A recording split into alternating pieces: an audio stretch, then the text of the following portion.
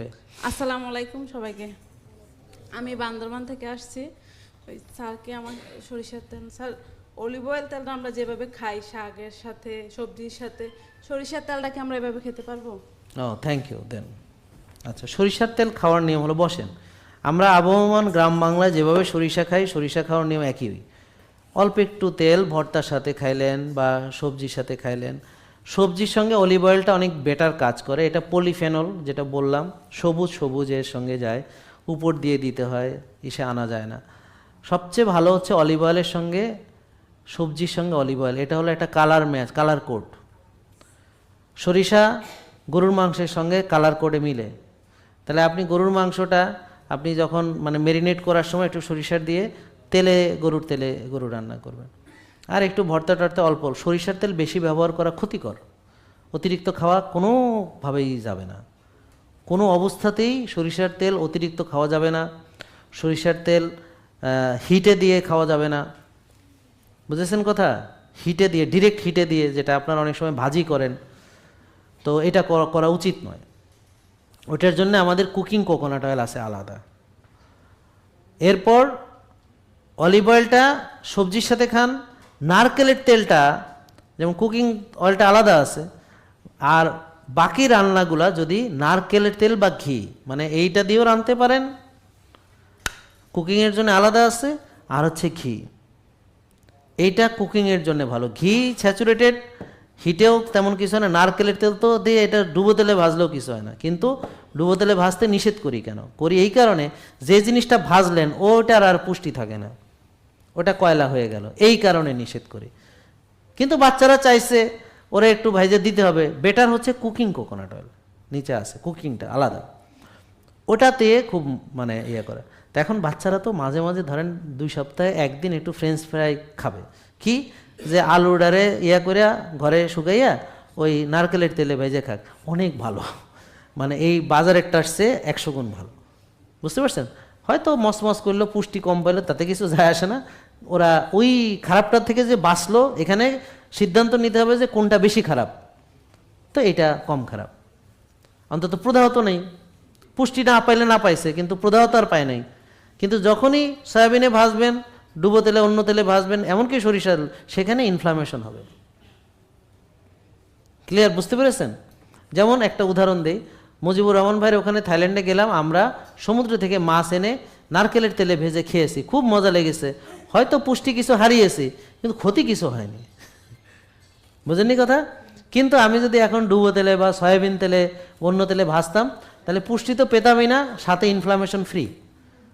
এটা বোঝেননি কথা? এইভাবে ভাবতে হবে। তো যারা রুগী, তাদের এখন খুব চিন্তা ভাবনা করে খেতে হবে, কোনো রকম পুষ্টি বাদ দেওয়া যাবে না। ইলিশ মাছ কিনে আনছেন বাজার থেকে একটা 2000 টাকা দিয়ে, এখন এটারে ভাজতে গিয়ে যদি ওমেগা 3 পোড়াই ফেলেন, তাহলে আপনার তো ওমেগা 3 খুব দরকার। তো এই ওমেগা 3টা আপনি পোড়ায় ফেলে তো এটা কোনো বুদ্ধিমানের কাজ করলেন না, বোকামি হলো। এই ক্ষেত্রে আপনার ওই তেলটাকে, ধরো ওই মাছটাকে সরিষা বাটা দিয়ে, ওই ইয়া দিয়ে, ওই যে আমরা দেখাইছিলাম না, কুমড়ার পাতা দিয়ে মোড়াইয়া ভাপে করে খেলে, আমরা কি বলেছি, ওমেগা 3 পালাবে কোথায়, তো উনি জানে ওমেগা 3 পালাবে কোথায়, মানে এটা যেন পালায় না যায়, এটাকে যেন আমি রান্না করতে গিয়ে নষ্ট না করে ফেলি, বুঝেছেন বোন? এবার তো শুধুমাত্র প্রথম দিকে নারকেলের তেলটা একটু কেন বেশি খেতে বলি, যেন ফ্যাট বার্নিংয়ে শিফট করতে পারি। গতকালকের ভিডিওতে এক্সপ্লেন করেছি। কেন পানিতে একটু লবণ মেশাতে বলি বা ডাব খেতে বলি, সেটাও গতকালকের ভিডিওতে একেবারে বিস্তারিত বলেছি। আজকের ভিডিওর মূল উদ্দেশ্যই ছিল যে প্রসেসড ফুডের যে ক্ষতিকর দিকগুলো আছে, আর আমরা যে বুঝেও বুঝি না, জেনেও জানি। আপনি এদিকে আসতে হবে। জেনেও জানি না, মেনেও মানি না, হ্যাঁ, ভালো জেনেও করি না।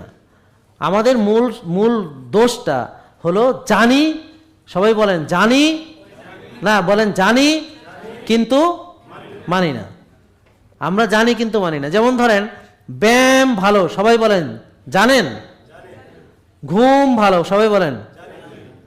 সুস্থ খাওয়া, রোজা, অল্প খাওয়া, টেনশন করা, রোদে যাওয়া, ঘাসে হাঁটা, সব জানি কিন্তু প্রবলেম। তাহলে এখন আপনি এত চিন্তা ভাবনা না করে এখন থেকে মানাটা শুরু করেন, একটা একটা করে মানা শুরু করেন, সব একসাথে মানা শুরু করতে হবে না, যে কোনো একটা দিয়ে শুরু করেন। তাহলে প্রথম পদক্ষেপ হচ্ছে বাজে খাবার বাদ দেন, একটা জিনিস মানতেছেন, তারপর খাওয়া কমায় দেন, তারপর আমাদের নিয়মের ভিতরে খান, একটু বাড়ায় খেলেও কোনো অসুবিধা নেই, তারপর মাঝে মাঝে রোজা রাখেন, তারপর ঘুম আস্তে আস্তে এদিক নিয়ে আসেন, 2টা থেকে 1টা, 1টা থেকে 12টা, 12টা থেকে 11টা, এবার 10টা 9টা এখানে চলে আসেন।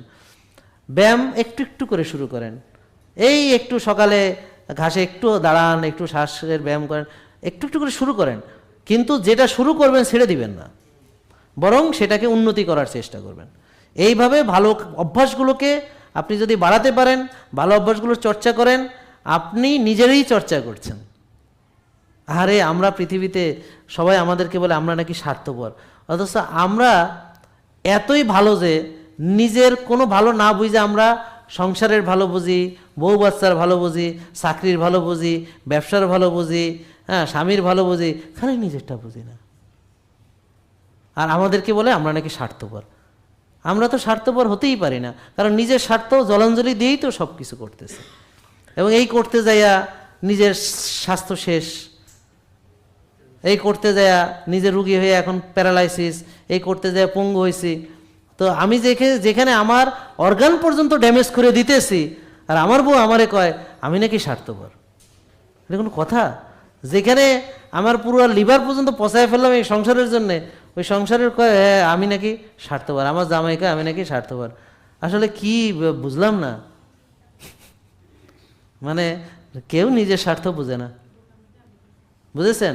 2টা স্বার্থ নিজের কেউ বুঝে না, একটা হচ্ছে তার আখেরাতের স্বার্থ, আর একটা হচ্ছে তার সুস্থতা বা দুনিয়ার স্বার্থ।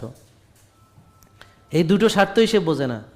আর সব বোঝে, স্বর্ণ গহনা বোঝে, গাড়ি বোঝে, বাড়ি বোঝে, লিফট বোঝে, এসকেলেটার বোঝে, ওয়াশিং মেশিন বোঝে, ডিশওয়াশার বোঝে, রিমোট কন্ট্রোল বোঝে, 3টা কাজের মহিলা বোঝে, বুঝেন না কথা?